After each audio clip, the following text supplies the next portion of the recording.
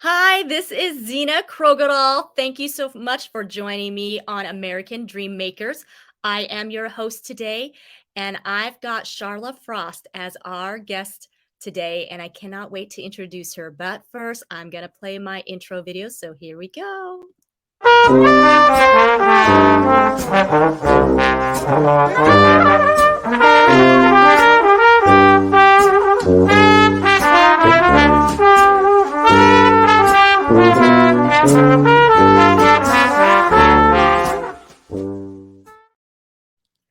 Okay, I am back. Thank you again for being here. I am Zena Krogadal. If you are watching this live, we'd love for you to let us know in the chat, and please share this out. Sharla Frost is here with us today, and she is a frequent speaker for community and bar associations. Sharla Frost is a retired litigator who was repeatedly listed in the spotlight table for asbestos litigation by Chambers and Partners prior to her retirement from trial practice in 2020.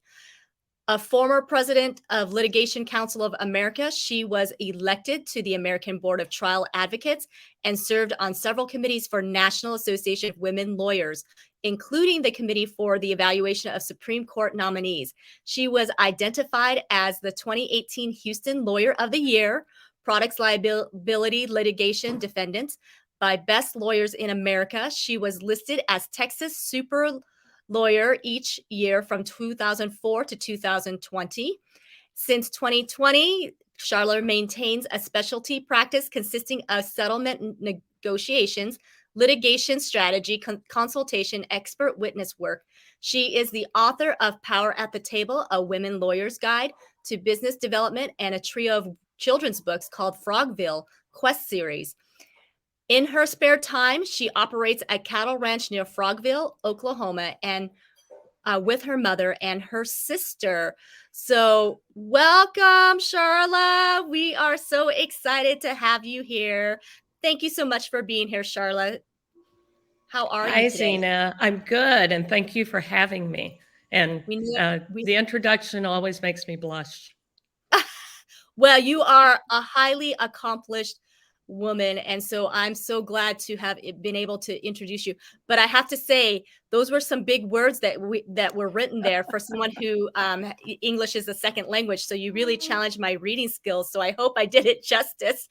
But anyways, thank you so much again for taking the time out of your busy schedule. I know you are busy, even though you're retired from trial lawyering. You are busy, busy, busy. So I appreciate you taking the time out to be on American Dream Makers. So tell us about yourself, Sharla, what you are doing now and why you're doing it. Well, as you know from the introduction, I'm a Frogvillian. I grew up near Frogville, Oklahoma. I'm a fourth generation Frogvillian on one side of the family and a fifth generation on the other. So my folks have been here for a very, very long time, but they don't speak English any better than you do. So I wouldn't be worried about that at all. I did all of my elementary and high school education in public schools at Fort Towson, Oklahoma, and then went to college at Southeastern Oklahoma State University, which is known mainly for, I like to think it's known for me, but it's known mainly for its association with Reba McEntire and Dennis Rodman, neither of whom I knew, by the way. Then I went to law school at Baylor and spent more than 30 years as an in the courtroom trial lawyer. I was the person who came in and explained to the jury why my corporate defendant either didn't do it, didn't mean to do it, or shouldn't have to pay for it because of whatever reasons were involved. And it was a great opportunity for a little kid from the sticks to be able to do that. And I really enjoyed it. But I woke up in 2020, just before the pandemic. So my timing actually worked out pretty well, and decided, I just don't want to do that anymore. I'm tired of living out of a suitcase. I was spending upwards of 300 nights a year on the road. So I was ready to do something different. And I decided I would come home spend time with the cows and the cats, as you noticed one of them in the window. And I wanted to write. I was an English major in college, and I was always a frustrated writer, as I think many English majors are.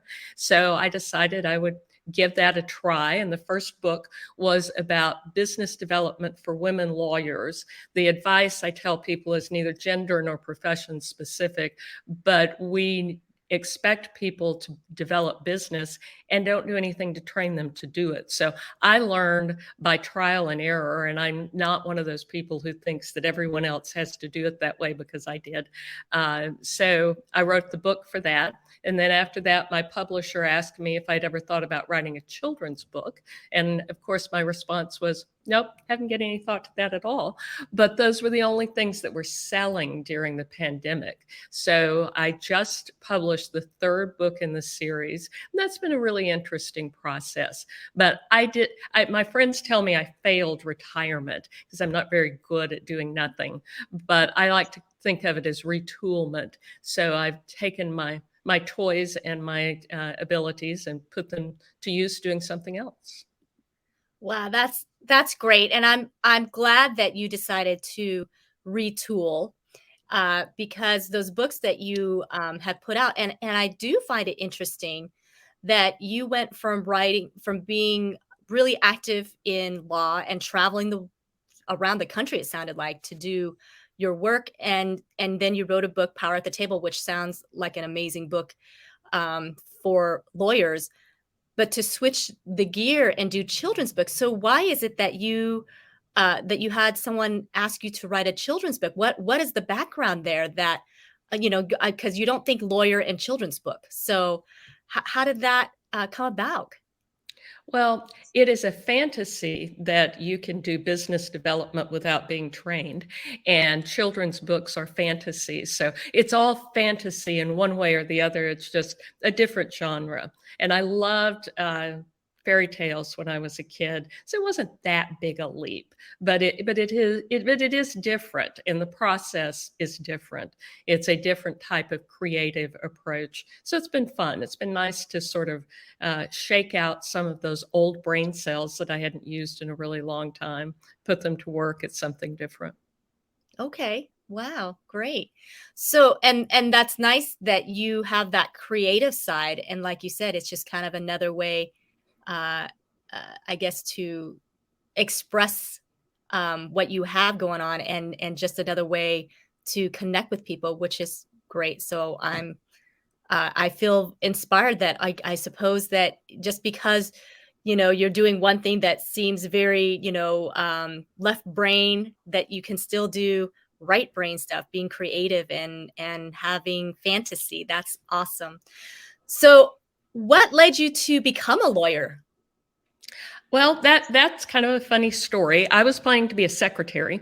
My favorite aunt was a legal secretary, and she seemed to have a really cool life. She had left rural Oklahoma and gone first to Dallas and then to Chicago, and that seemed very cool to me. So I was going to be a secretary. And then my senior year in high school, we had a new principal. And it turned out he was what I called a recovering lawyer. He had been a legal practitioner and didn't like it, and went back to school, got a PhD in education, and liked teaching at small rural schools. And I know that you have some exposure to small rural schools in Oklahoma, so you have some appreciation of what that involves. And he's sat down the summer before school started and, like all lawyers, went through all the files. So he had gone through the files for all the kids who went to school there. There were approximately 200 between kindergarten and high school. So a very small school. And he called all of the juniors and seniors in during the summer and sat down and met with us. And when he met with me, he said, "What are you going to do?" And I said, "Oh, I know exactly what I'm going to do. I'm going to be a secretary." And he said, "No, no, no, no, no. You're going to have a secretary. You're going to go to law school." I was like, "Well, I've never thought about going to law school, but sounds okay to me. So he taught a class for juniors and seniors that was really sort of a hybrid of the classes you would take as a first year law student. And after the first semester, he sat me down and said, okay, I'm really serious about this. What do you plan to do and how do we get you there? So that was that. I wasn't a good math science person, so that didn't appeal to me. I wasn't going to do medicine or anything like that. And writing and speaking were in my wheelhouse, so that seemed like a logical thing to do. So I was off and running and off to be a lawyer. Wow. And it started out with somebody who believed in your abilities that really influenced you. Was he the only one that was saying those things, or were you having kind of other people around you saying, why are you just aspiring to be a secretary? Well, you got to remember this is a very rural area. And in 1980, which seems not that long ago to me, but sounds like a long, long time ago now, there were still a lot of expectations on roles for women. And I was very fortunate. I had great teachers and mentors who were very supportive of me. And everyone expected me to go to college. But the concept of going to professional school for a first generation college student just wasn't really something I was thinking about. My dad really wanted me to be a teacher because every woman needs a teaching certificate just in case you get married and that thing doesn't work out. So you need to support yourself. In fact, one of the only fights he and I ever got into, he wanted me to get a teaching certificate. And I was in college at the time, and I was on an academic scholarship, so I could take anything I wanted. And they were very generous about that.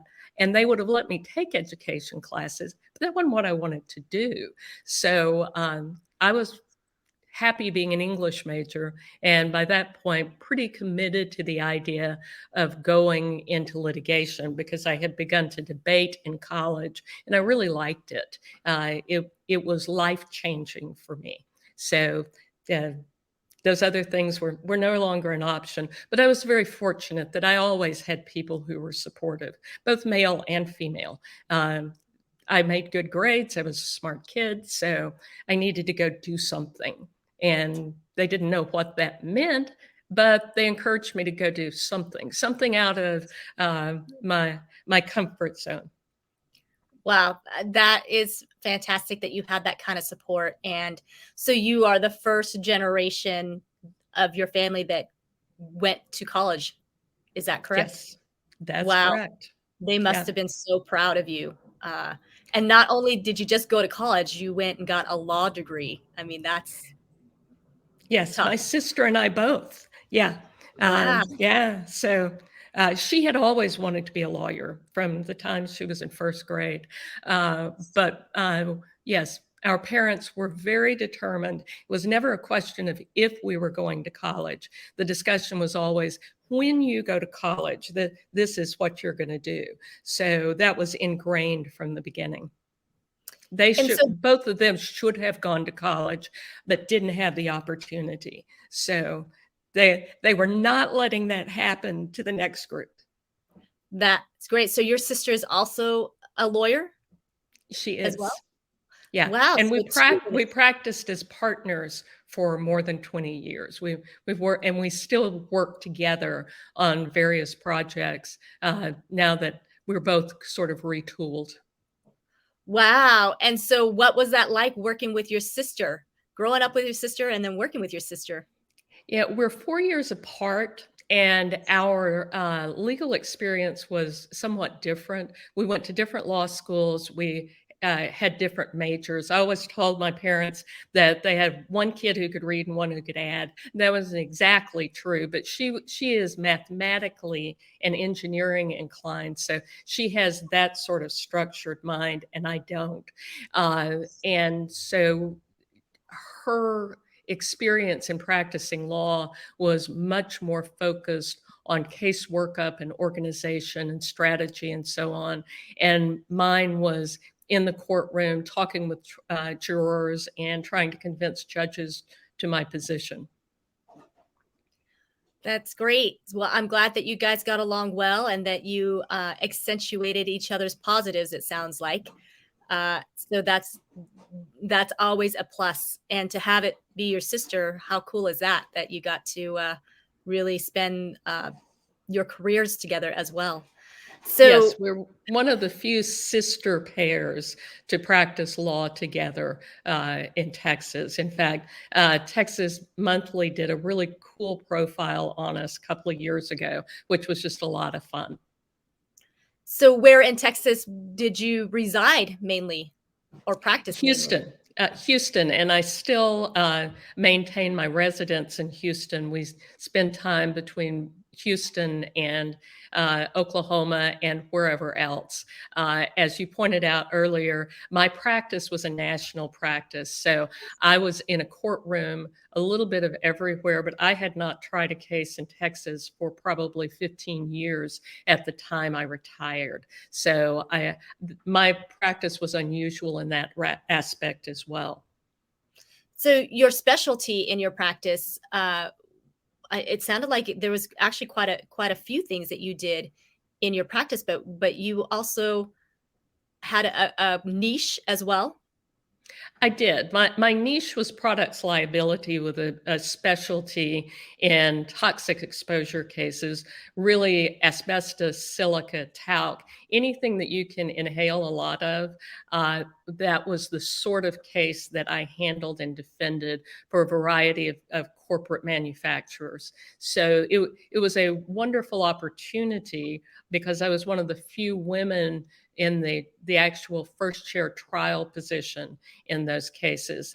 There's a handful of us around the country, and we all know each other.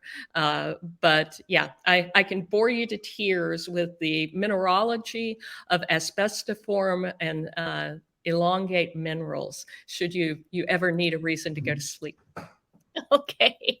So when you became an attorney, when you and your sister both became an attorney, you were talking about how in the 80s there wasn't a lot of opportunities for women in the area that you were growing up in.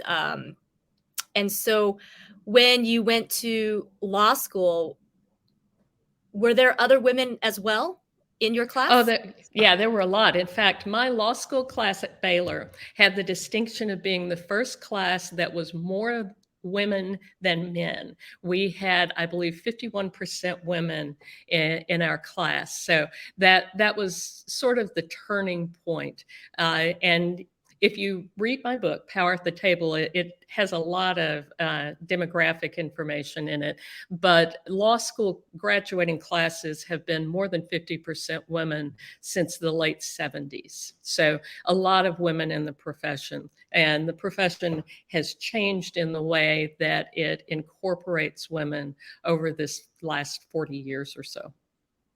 Wow, that's great that you got to be part of that. I guess breaking through that stereo or limitations, I would say, from previous when there wasn't as many women, and now you're saying that was kind of the first of having a bigger class that was women versus men, and then in the future, I mean, as we are here presently, is that correct? Yeah, they're still probably, most classes are about 50-50. And by the time I started law school, the change had already well begun. There's some amazing women lawyers and women litigators in the generation just older than me. And they not only blazed the path for the rest of us, but they've been tremendously supportive, both on an individual basis and a professional basis. There is one of the most fun groups that I'm a member of is the women the American Board of Trial Advocates. So everyone refers to that as ABOTA. Well, sometime back, some friends of mine decided that since Houston had the largest percentage of women of any ABOTA chapter in the country, a whopping 9%, that we needed a WABOTA chapter, Women of ABOTA. And they are the leaders of that group are women who now are, many of them are retired from active practice, but they are judges. They were judges. They do mediation. They are just a wonderful group of women who really changed the shape of the profession. And they were helpful to those of us who were coming along when we got out of law school, because they were willing to mentor people and to assist and to occasionally give us the reality check that this is a tough profession. So sometimes it's just not very easy. And that's helpful too. Sometimes you need that dose of practical advice, which is the life isn't all roses. So keep at it. It'll be okay. Yeah. Keep at it. It will be okay. That's good. Simple and good.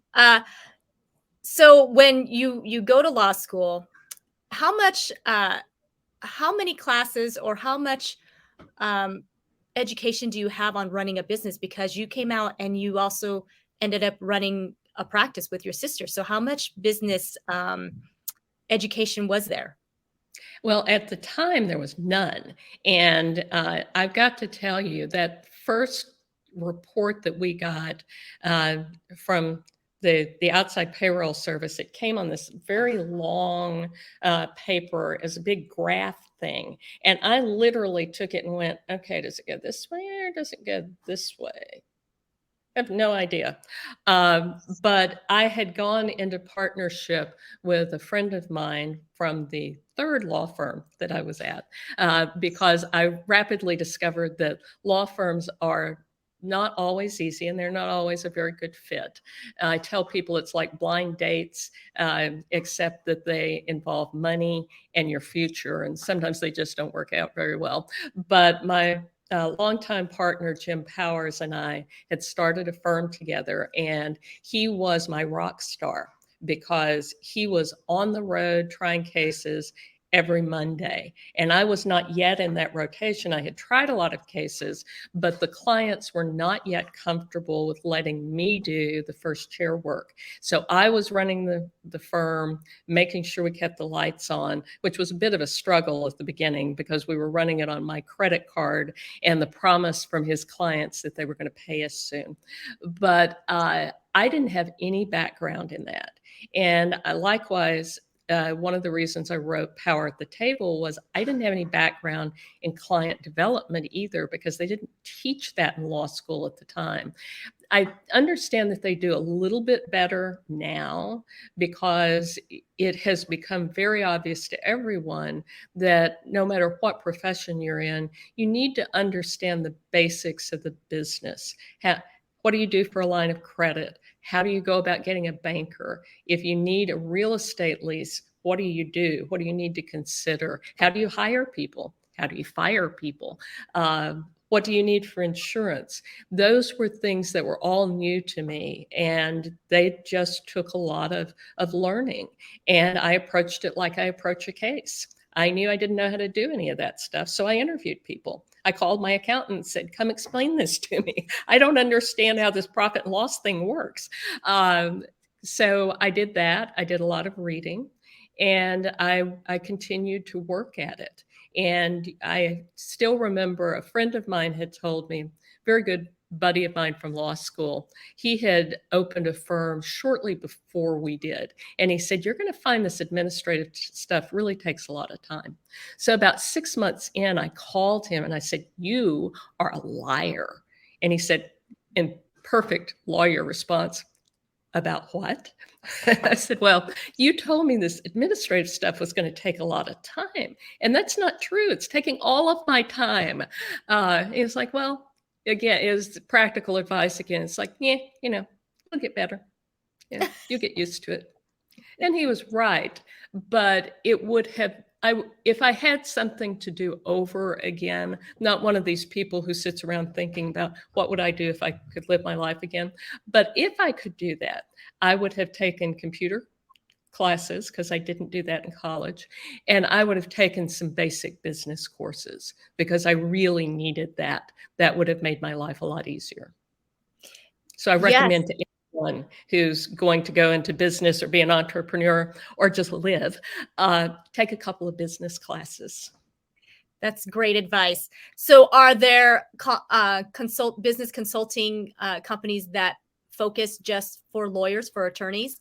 I know Oh, in yeah. dentistry we have that. So, yes. Yeah, there are a herd of them, and some of them are really good, and some of them aren't. They're like all other service groups, but there are some very good ones out there that can provide that sort of basic instruction and background. I worked with a group, John Rimsom's practice management group, and I'm pulling a blank. He'll shoot me that I'm not remembering the exact name of his organization, but it was Managing Partners Group. They were really terrific. He was lovely, and he provided speakers and resources and lots of materials to assist with managing the firm. And that role is typically called a managing partner. And most firms expect the managing partner to both practice law and generate income and do all the administrative work as well. So it's a real balancing act to do that. Yes. And so, how big was your practice? You and your sister. Was there another attorney as well? We were at 50 lawyers, actually, before tort reform slammed through Texas and slammed us down. But we grew over time. We were specialty shops, so we did almost exclusively litigation. We did very, very little else. And we managed cases throughout the state of Texas. So we literally had thousands of cases, and we had people in courtrooms essentially every Monday. Some Mondays not, but most Mondays, yes. That's a very big practice that you had for sure. Then a lot Yeah. of moving parts, a lot of people to keep tabs on. Well, yes, because we had 50 lawyers and more than 50 staff people, because of course you need secretarial support, file support, and accounting support, and all of the things that you need to run a business. So it was a big organization. And then, of course, tort reform happened and nobody needed us in Texas anymore. And so we went from 50 down to 8, and then we didn't merge. We were hired as a group by an 800 lawyer law firm, and worked there for a while. Went from there to a Midwest firm that was a smaller group, and that's where I retired from. So, for those that may not know that are watching, for those that do not know what tort reform is, can you give us I guess, a brief summary of what that is? Sure. I forget that not everybody speaks legalese.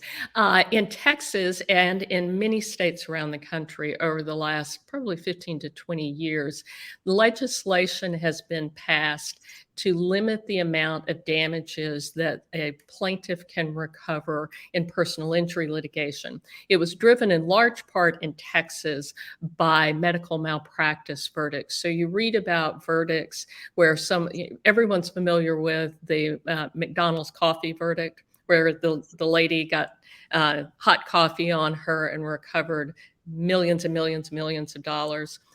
That was the concept, that jurors were a little bit too generous with the money that they awarded to people, and that people were not honest about what their injuries were. So legislation was passed to limit the litigation. And even though it was focused on medical malpractice in Texas, it had a spillover effect that it affected all types of personal injury litigation. So for the type of work that we were doing, which was asbestos exposure, silica exposure, things like that, where there are literally thousands of claims filed in a year, there was no longer a desire to file those claims in Texas, because there were other jurisdictions where plaintiff's counsel could file those cases and get larger demands, larger recoveries, and they could probably get to trial more quickly, because tort reform not only changed the damage model, the amount that people could get, but it also affected some of the procedural ways that a case actually gets to trial. So it was really a sea change in the way that litigation happened in Texas. Got it. Got it. So yes, so I guess that would have affected the industry. It For did. yeah, yeah. So so now that you're retired, quote unquote, um, what do you like to do for fun besides work? I'm not very good at not working, but I garden. I love flowers. I'm not a very talented gardener when it comes to anything you can eat. I seem to routinely fail at vegetable gardening, but I do that. I consider the writing to be a relaxing hobby. So that is something that I do.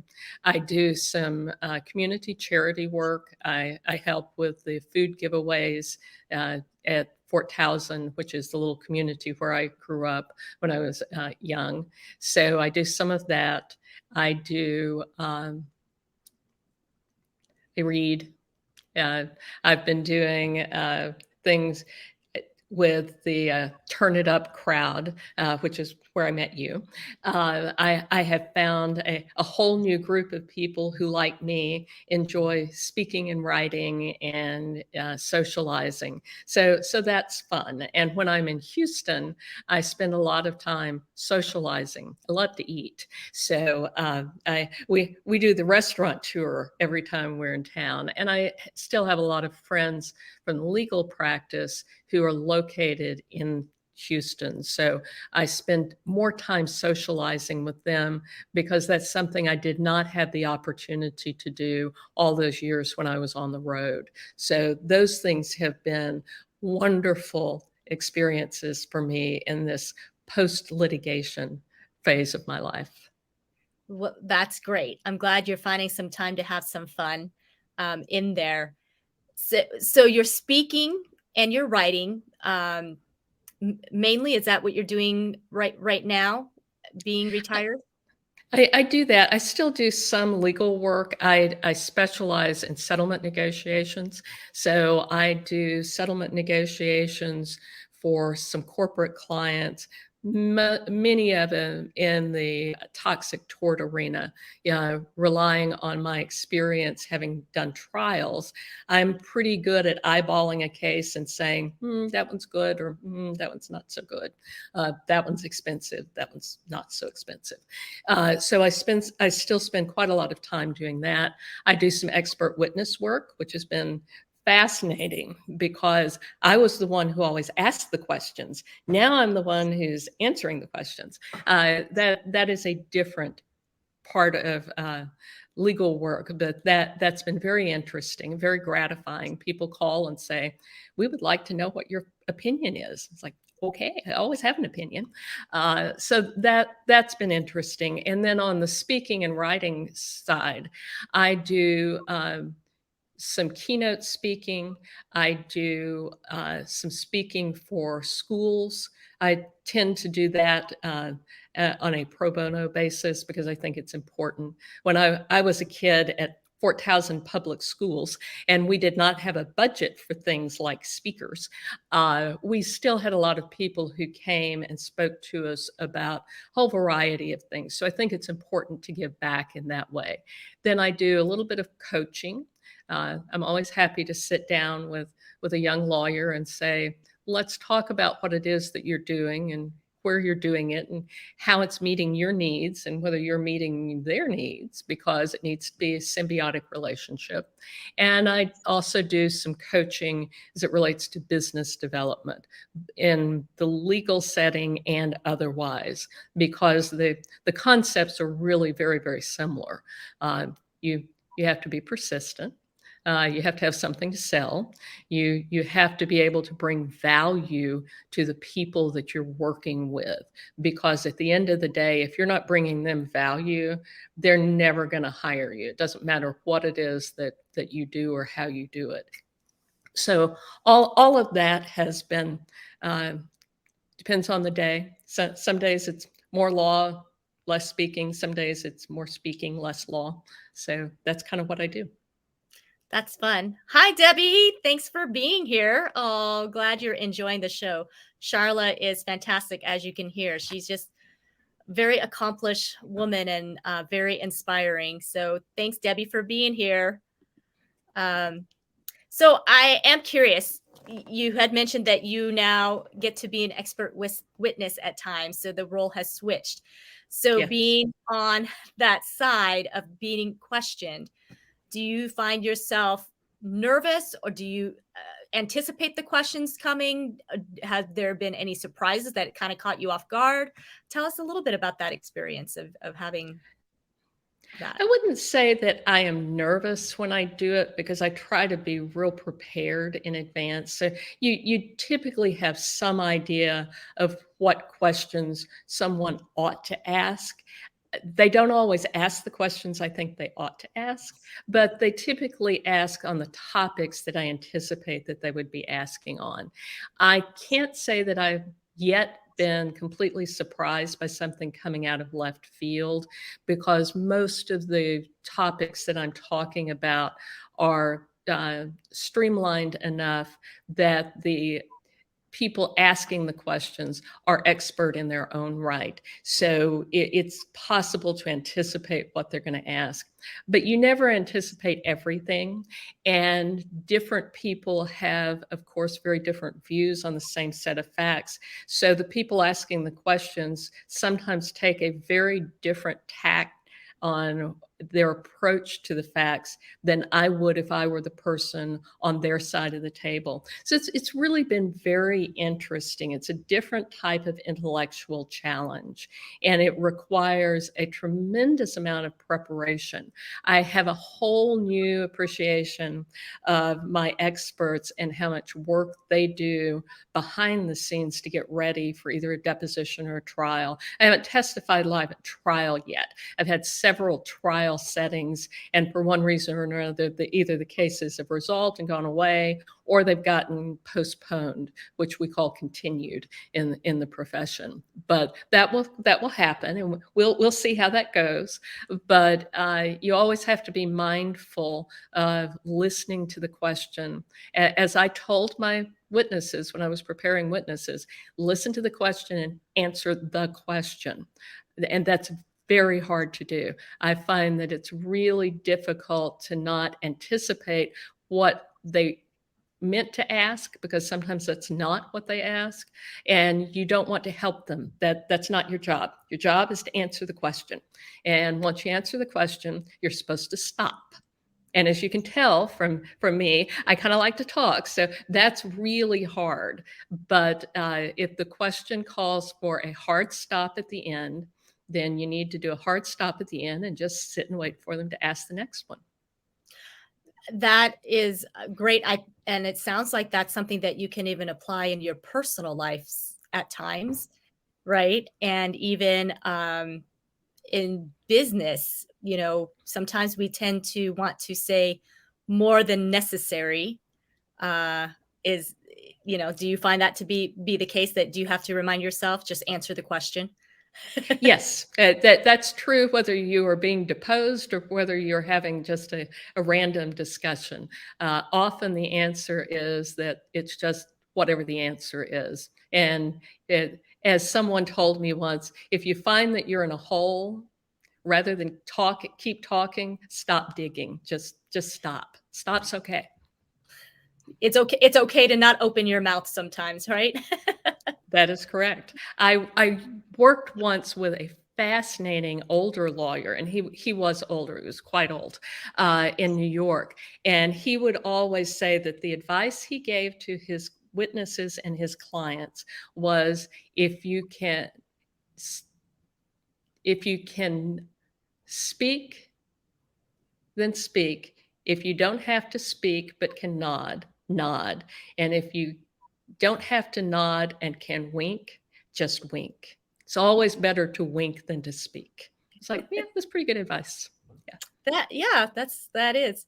And I believe that's the same thing in real estate, Sometimes some agents get so excited, um, new agents especially, and just run the mouth a little too much, and sometimes it can kill the deal before anybody gets into a contract.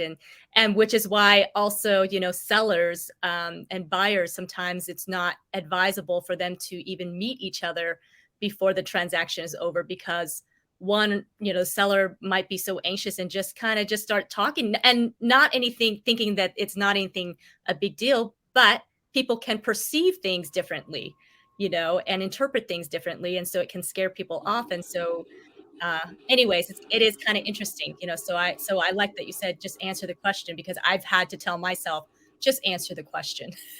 Yeah.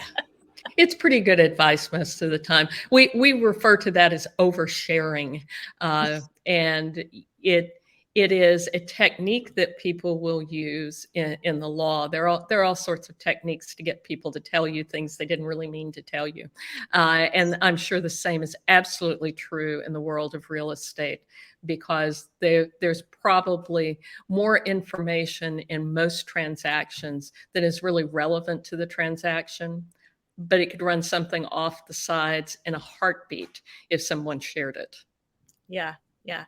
It, and and it's interesting too, because for some people they think, well, that's just being deceptive if you're not going to divulge every little detail of whatever it is. But that's not so much that, it's that when you're trying to keep things as objective as possible. Is that really the goal? I mean, I feel like that's kind of how it is in real estate, is that we're just trying to keep it objective, not giving more than is necessary. And it's not that anything's being hidden.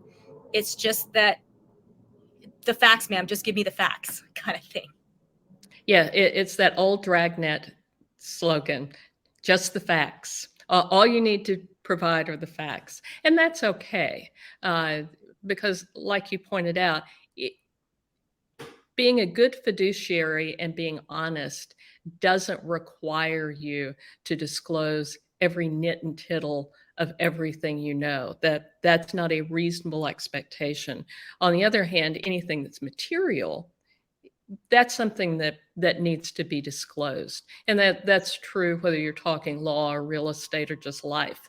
But there are always topics that are not appropriately called for by whatever the question is.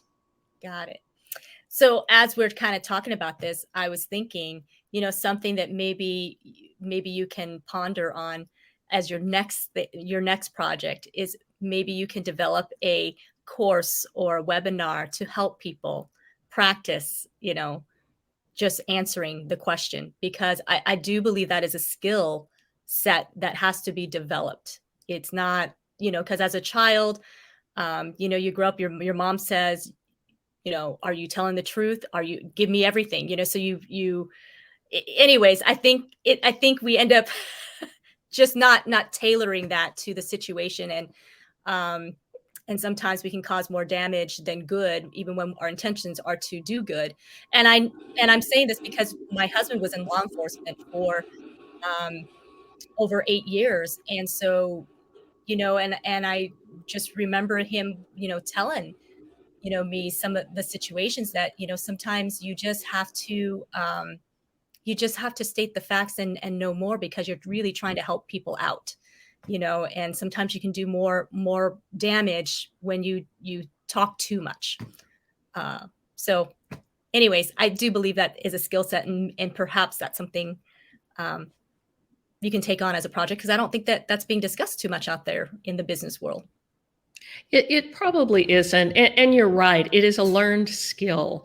And anyone who has ever been in a deposition as a fact witness, if you've been unlucky enough to be deposed or have to be on the stand, because that's not something that people typically do. That's not an ordinary activity for most people.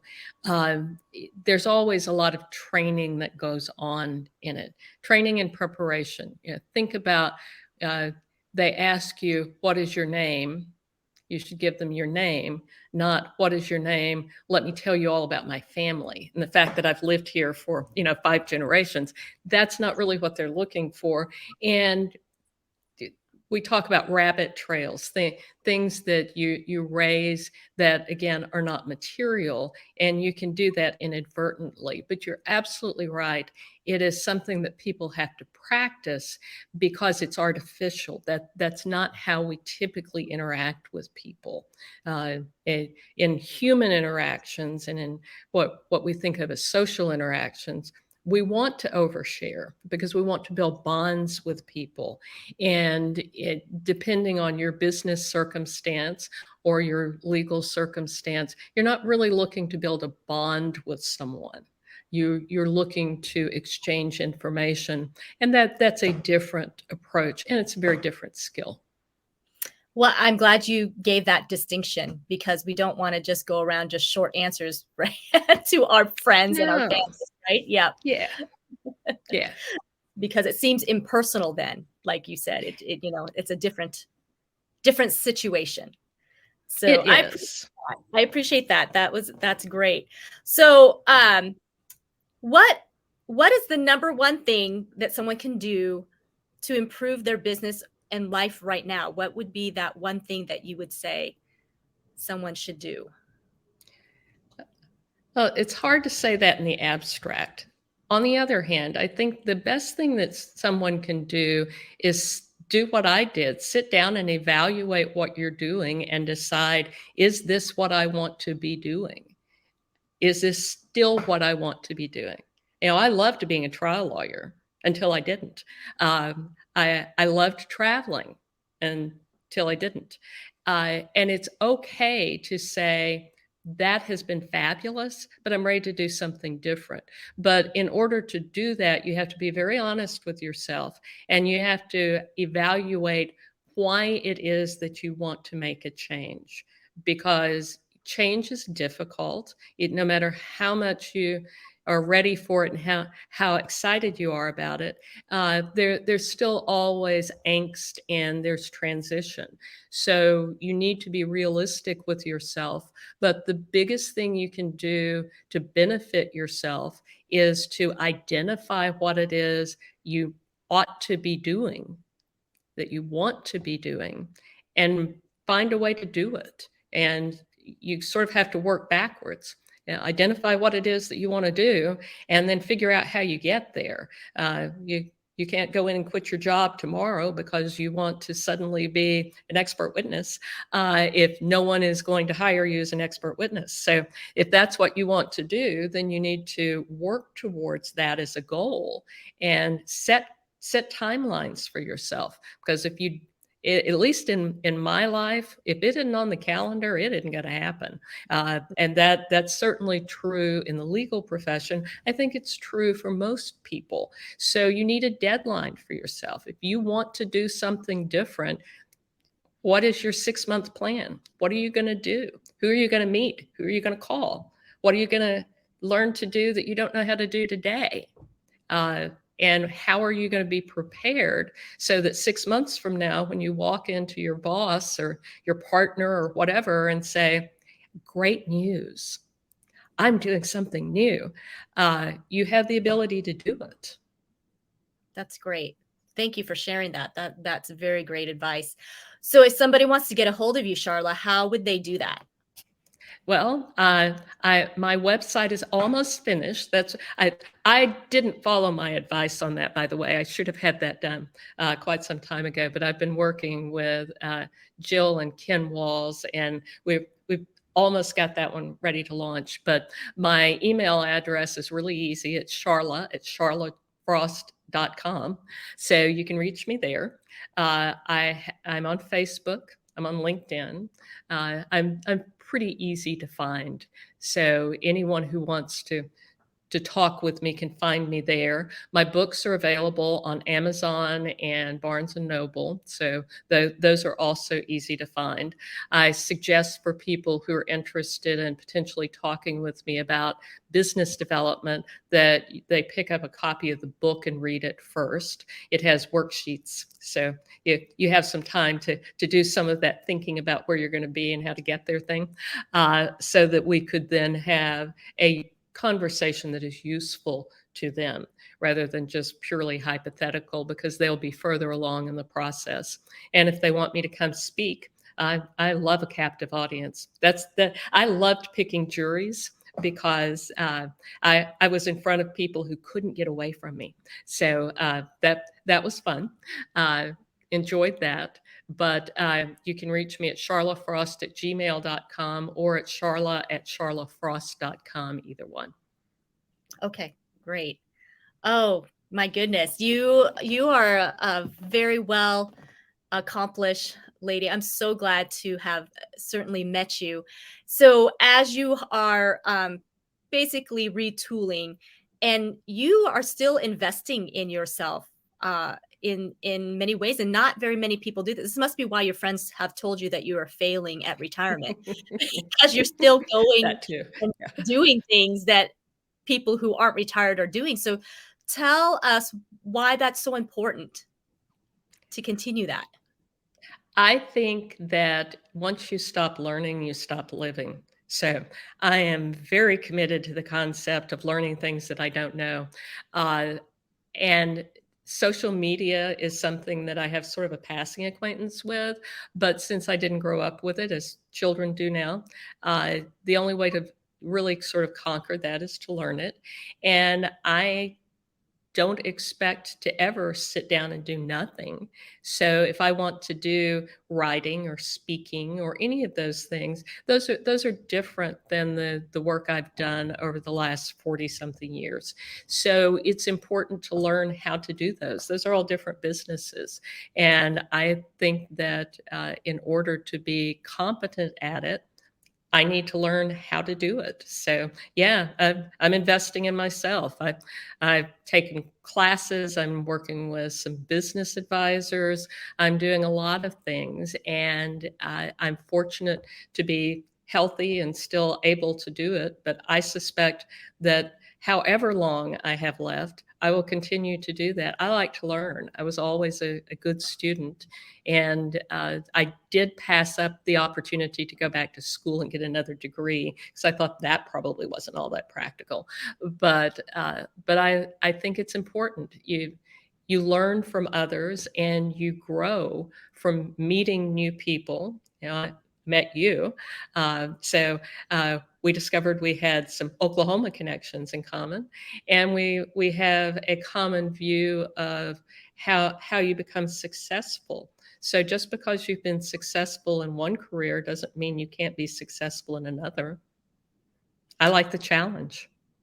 What a wonderful example you are. And just keep up the great work, Sharla, and keep trailblazing, because it is an inspiration to so many. This is really, you really are an American dream maker. You're living the dream, and you're also helping others to achieve it. And so I definitely applaud you for not just, taking the easy ride, but yet still feeling like there is a sense of purpose that you have, and you have a lot to give. And we can hear that today. And I love that you're able to share that. So thank you once again for taking time out of your busy schedule. We loved having you here today, Charlotte, and we wish you all the best. You guys get on to Amazon and order Sharla's books. Her books. She is a great writer, so she's got some great information. Power at the Table, and also her Frogville 3 series, right? 3 Frogville Quest series, yeah. Frogville Quest series. Quest, Okay, yeah. Quest, They're and they're fairy all. tale, yeah. Fairy tales with a female protagonist. So, Ooh, we go, well, yeah. that's great. So definitely get on there. And then if you watch this on the replay, please go ahead and share it. Charlotte has a great message to send out there. So we just thank you again. And I will talk to you a little bit later, Charlotte. Have a great day. Thank you, Zena. Happy Easter. Happy Easter to you as well. Bye. Thank you guys so much for tuning in today. What a wonderful woman Charlotte is. And so, yes, please get on here and share away. It will help her so much. And just because she's retired doesn't mean she wants to sit and do nothing, as you can hear. So she wants to touch the world and impact the world. So let's help her out. Okay. Thank you guys. Have a wonderful, blessed day. We will be back actually, we won't be back next Wednesday because I will be out of town. But we'll be back in a couple of weeks, and I have some very special guests lined up for that. So don't miss the American Dream Makers. If you have not become an American Dream Makers, if you have not joined the group page, please do so. I'm also on Facebook as Zena Krogadal, also on YouTube and LinkedIn. So I'd love to connect with you as well. So have a wonderful day, and I will say God bless and goodbye.